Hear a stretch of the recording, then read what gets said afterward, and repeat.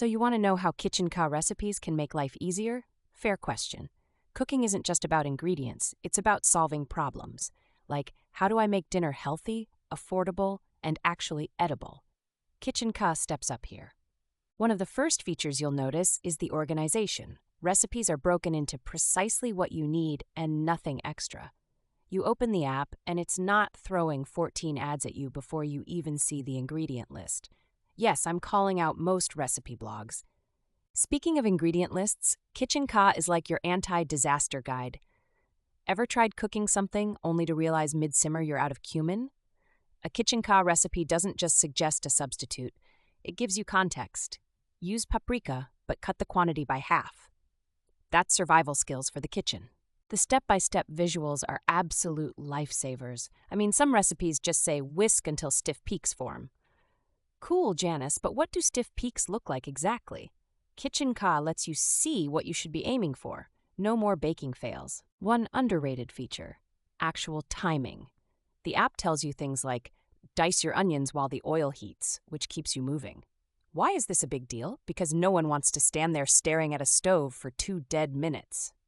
And beginners, this is your safe space. Recipes are rated for difficulty. You're not diving into soufflés unless you're ready.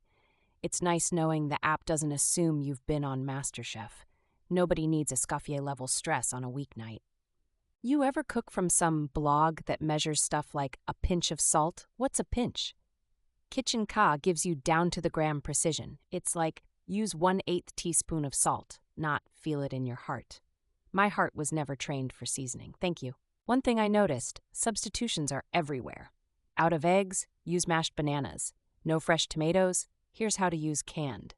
Oh, and they just understand common pain points. Don't have 3 mixing bowls. Clean the first one and reuse. Pro tip I love, the app doubles as a shopping list. Tap the recipe and boom, all the ingredients are ordered neatly. I mean, who's got the memory to wing it at the store?